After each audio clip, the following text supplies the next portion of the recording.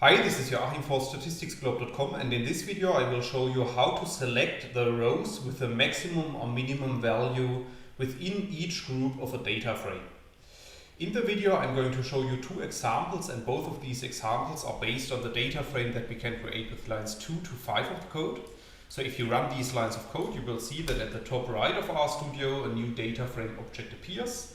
And we can also have a look at the structure of this data frame object by clicking on the data frame object, and then you will see that our data consists of two columns, X and a grouping column.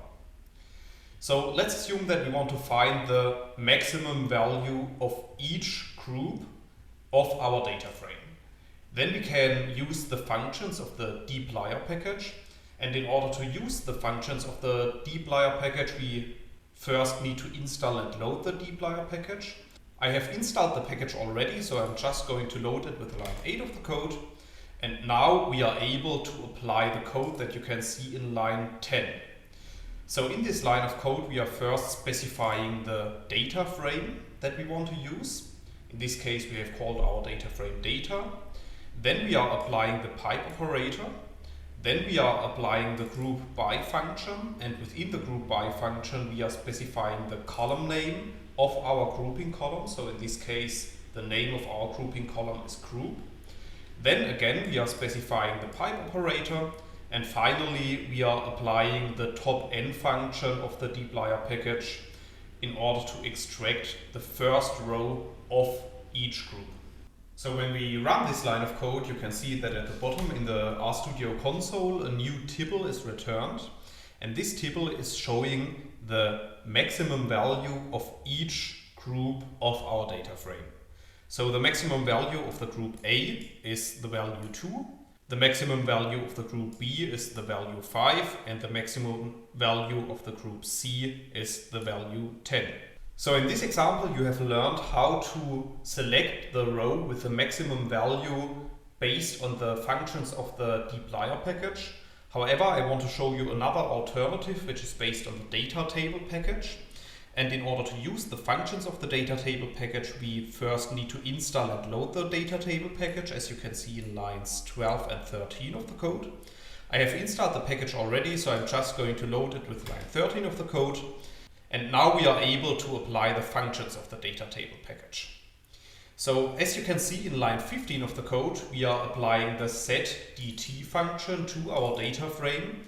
And then we are also applying the which.max function to our column X. And we are specifying that we want to extract the maximum value by our grouping column.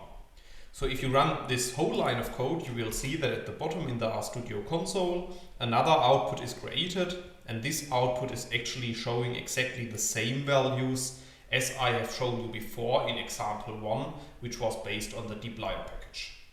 So far in this video I have only shown you how to extract the maximum value of each group.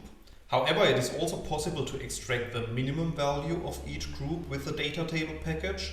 And if we want to do that, we simply need to specify which.min instead of which.max. So if you run this line of code, you will see that at the bottom in the RStudio console, another output is created, and this output is showing the minimum value of each group. So in this video, you have learned how to select rows with the maximum or minimum value in a group in the R programming language. However, in case you want to learn more on this topic, you could check out my homepage, statisticsglobe.com, because on the homepage I have recently published a tutorial in which I'm explaining the content of this video in some more detail, and I will put a link to this tutorial into the description of the video. Furthermore, if you have liked the video, I would be very happy if you leave me some positive feedback in the comments. And don't forget to subscribe to my YouTube channel in order to get notifications in future when I'm releasing new R programming videos to the channel. That's it for this video. Thanks a lot. See you next time.